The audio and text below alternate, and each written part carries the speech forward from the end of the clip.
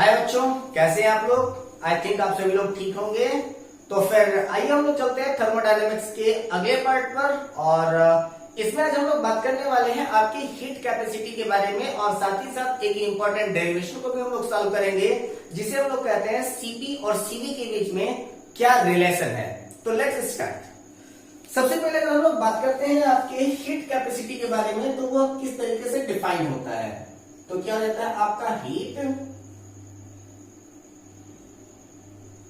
Capacity. तो heat capacity आपकी ये कहती है कि जैसे कि आप ध्यान दीजिएगा कि हीट कैपेसिटी वेरी करती है अपने मीडियम के ऊपर। यानी कि अगर आपका आप करते क्या है कि अगर टेम्परेचर अगर आप ज्यादा बढ़ा देते हैं तो चीजें जल्दी गर्म होंगी, और अगर आप टेम्परेचर को अगर घटा देते हैं तो चीजें देर से गर्म होंगी। यह डिपेंड करता है वॉल्यूम के ऊपर भी। यानी कि अगर आप 1 लीटर पानी को अगर आप गर्म कीजिए तो वह जल्दी हीट नहीं होगा, बल्कि आधा लीटर का पानी जो होगा वो जल्दी हीट हो जाएगा। यानी कि अगर वॉल्यूम ज्यादा है तो उसके ऊपर भी आपकी हीट कैपेसिटी जो होती है वो वेरी करती है। तो ऐसी कंडीशन में हम क्या कहते हैं कि जो आपका Q होता है it is proportional to del T। यानी कि जो आपका Q है, यानी कि जो आपकी उष्मा है, वह किसके ऊपर डिपेंड कर रही है, वह आपके टेम्परेचर गैप के ऊपर डिपेंड कर रही है। तो इसका मतलब क्या हो जाता है कि अगर आप Q is equal to nothing but C del T लिख सकते हैं। यहां पर आपका C क्या हो जाता है, ये C हो जाता है आपका हीट कैपेसिटी। इसी को हम लोग क्या कहते हैं, हीट कैपेसिटी के नाम से जानते हैं। ठीक, अब यहां पर एक छोटा सा नया टर्म इंट्रोड्यूस हो जाता है जिसको हम लोग कहते हैं molar heat capacity. Molar heat capacity. अब मोलर हीट कैपेसिटी क्या कहता है, तो मोलर हीट कैपेसिटी ये हो जाता है आपका, इसको हम लोग अगर हम चाहें तो CM का मतलब आप लोग मोलर समझ लीजिएगा। ये क्या करता है कि आप डायरेक्टली इसको समझ लीजिएगा कि ये क्या हो जाएगा आपका C/N। यानी कि नंबर ऑफ मोल के ऊपर अगर आप लोग हीट कैपेसिटी को अगर देख लेते हैं तो वो सबके लिए वैरी हो जाएगा, यानी कि बराबर हो जाएगा। अभी आप लोग क्या देख रहे थे कि अलग अलग जगहों पर आपका हीट कैपेसिटी अलग अलग था, लेकिन अगर हम लोग इसको मोल के ऊपर डिपेंड कर दे तो मोल के अकॉर्डिंग चाहे वो कितना भी आपका मोल होगा उसके लिए आपका हीट कैपेसिटी बिल्कुल सेम आने लगेगा। ऐसी कंडीशन में अगर हम लोग चाहें तो इसको हम लोग लिख सकते हैं कि Q is equal to CM del T। ठीक है, या फिर अगर हम लोग ऐसा मान लेते हैं कि अगर सपोज कीजिए कि अगर व्हेन जो आपका N है वो 1 है, यानी कि नंबर ऑफ मोल जो है वो अगर आपका 1 हो जाता है CN नहीं बल्कि CM डेल्टा T ना, तो Q is equal to CM delta T के बारे में हम लोग बात कर रहे थे। अगर सपोज कीजिए कि यहाँ पर N इज इक्वल टू अगर आपका 1 हो जाता है और आपका डेल्टा T भी जो है वो आपका अगर 1 हो जाता है, तो ऐसी कंडीशन में जो आपका CM है 1 का मतलब 1 डिग्री सेंटीग्रेड। ठीक है, तो अगर आपका डेल्टा T आपका 1 डिग्री सेंटीग्रेड है या फिर 273 केल्विन है, तो ऐसी कंडीशन में जो आपका CM हो जाएगा वह आपके Q के इक्वल हो जाएगा। It is your first equation. और इस फर्स्ट इक्वेशन को हम लोग अगर डिफाइन करना चाहें तो यहां पर आपका फार्मूला बनता है आपके मोलर हीट कैपेसिटी का। तो अगर हम लोग इसको डिफाइन करना चाहें तो हम लोग कुछ इस तरीके से इसको डिफाइन कर सकते हैं। कैसे, आपका molar heat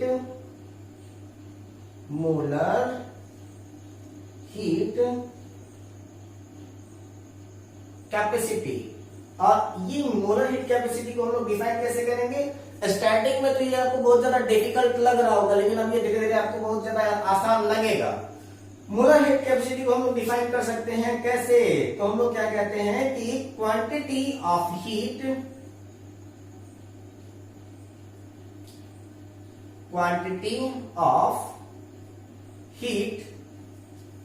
required to rise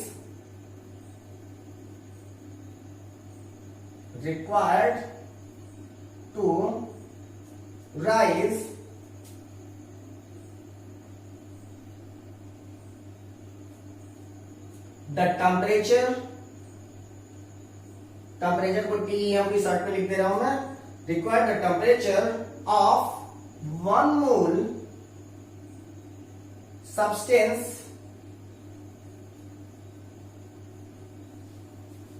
by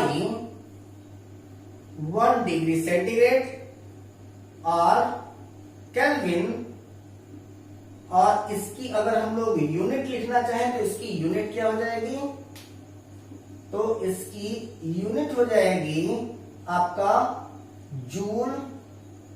यहां पर आप क्या देख सकते हैं कि इसकी यूनिट क्या बन जाएगी, आपका जूल बन जाएगी, और पर मोल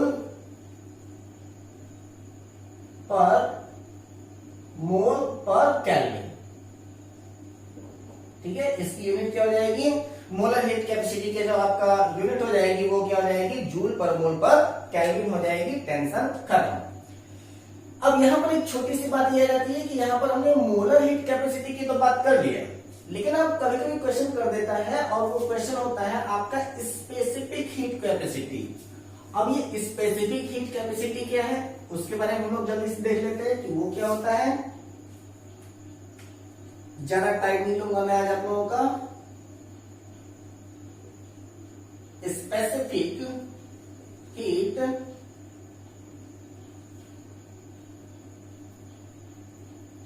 कैपेसिटी, अगर इस स्पेसिफिक हीट कैपेसिटी को अगर डिफाइन करना हो तब हम लोग क्या कर सकते हैं, तो इसको हम लोग कहते हैं कि क्वांटिटी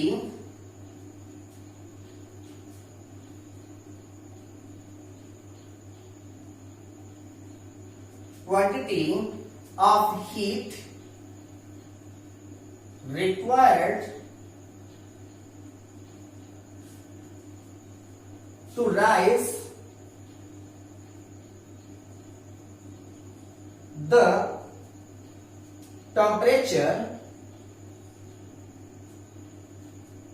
of, वहां 1 मोल था ना, अब यहां पर क्या हो जाएगा आपका 1 unit mass substance by 1 degree centigrade और केल्विन। ठीक है, जैसे कि अब यहां पर क्या हो जाएगा आपका Q is equal to MC del T। ठीक है, स्पेसिफिक हीट कैपेसिटी की इसी फॉर्मूले के ऊपर आपका ज्यादातर एग्जामिनेशन में क्वेश्चन आ जाता है, जहां पर आपका जो C होता है उसी को हम लोग क्या कहते हैं, ये हो जाता है आपका मोलर हीट कैपेसिटी।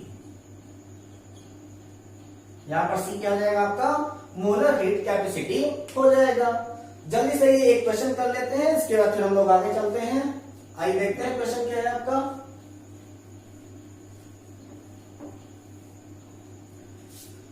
क्वेश्चन कह रहा है कि calculate the number of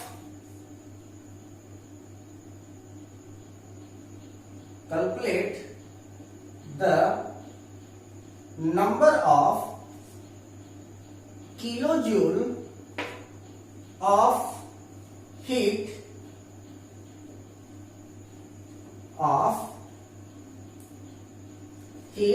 necessary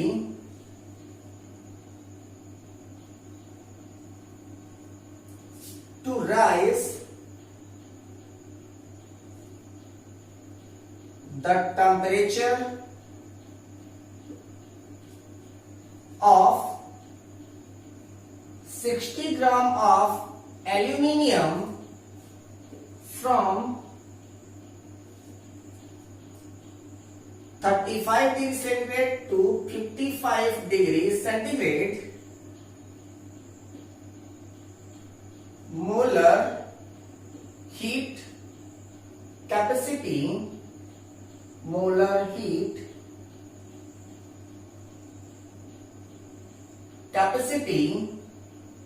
of aluminium is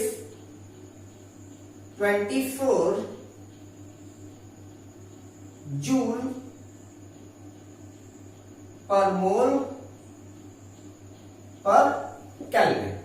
ठीक है, तो क्या कह रहा है कि calculate the number of kilojoule of heat necessary to raise the temperature of 60 gram of aluminium from 35 degree centigrade to 55 degree centigrade molar heat capacity of aluminium is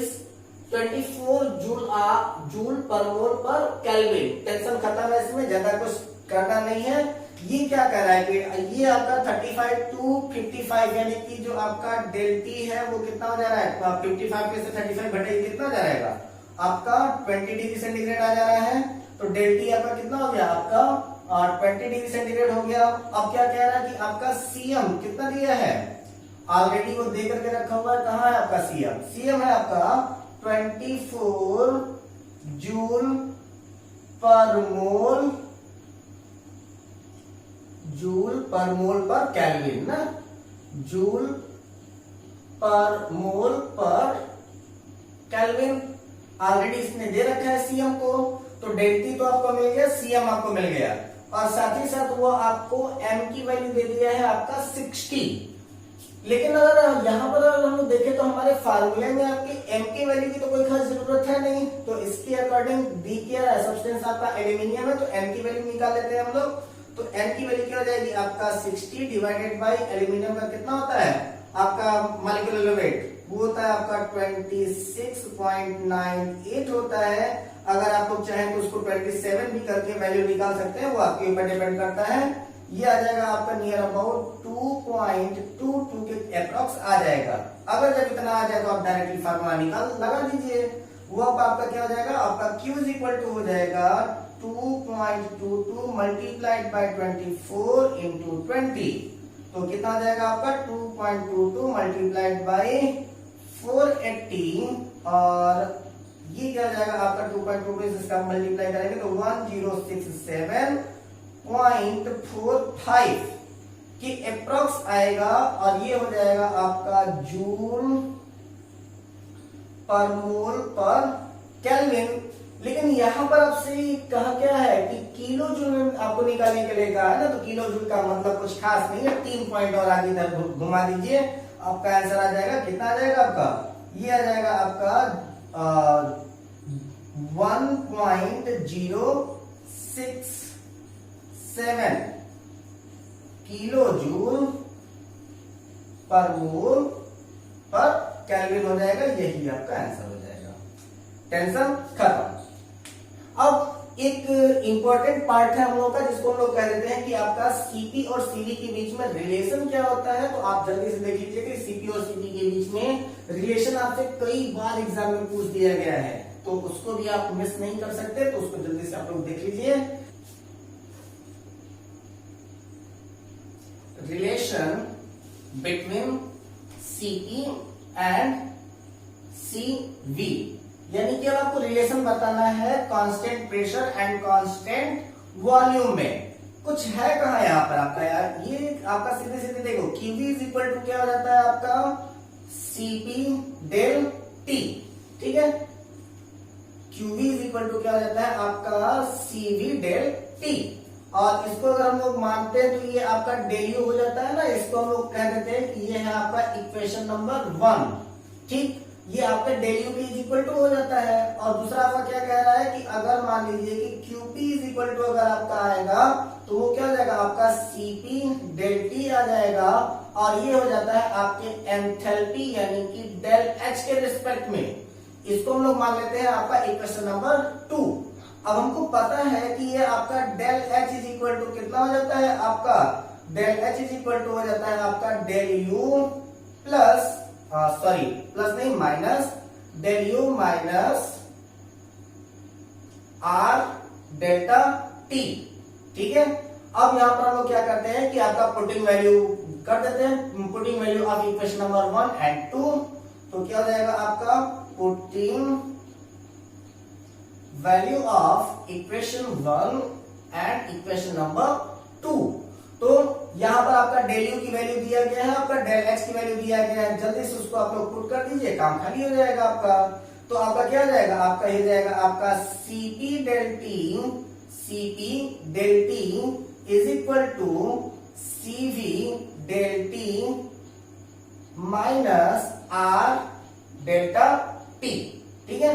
अब आपको यहाँ पर दिखाई दे रहा होगा कि दोनों साइड में आपका डेल्टा टी कॉमन है, तो आप इसको ऐसे कर सकते हैं कि CP delta T is equal to CV minus R delta T, और इस डेल्टा टी से ये आपका डेल्टा टी कैंसिल हो जाएगा, और जब ये आपका कैंसिल हो जाएगा तो आपका क्या बच जाएगा, आपका Cp is equal to Cv minus R बचेगा।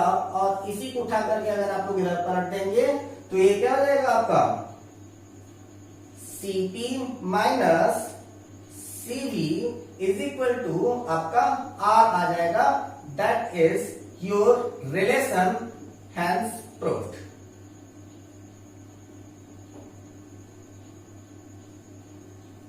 ठीक है, इसी को हम लोगों को प्रूव करना था कि Cp और Cv कांस्टेंट होते हैं कि नहीं, तो हमने यहाँ पर आपका Cp और Cv को कांस्टेंट प्रूफ कर दिया है। ठीक है, इसको एक दो बार आप लोग प्रैक्टिस करेंगे तो आसानी से आप लोगों से भी हो जाएगा ये, तो आप इसको एक बार प्रैक्टिस कर लीजिएगा। फिर हम लोग इसके कुछ और इंपॉर्टेंट कॉन्सेप्ट को हम लोग अपने अगले वीडियो में देखेंगे और बताएंगे कि आपके थर्मोडायनेमिक्स के और इंपॉर्टेंट लॉज क्या क्या हो सकते हैं। तब तक घर पे रहिए, हंसते रहिए, मुस्कुराते रहिए, अपना और अपनों का ख्याल रखिए। मिलते हैं अपने अगले वीडियो में, तब तक के लिए take care, all the best, जय हिंद।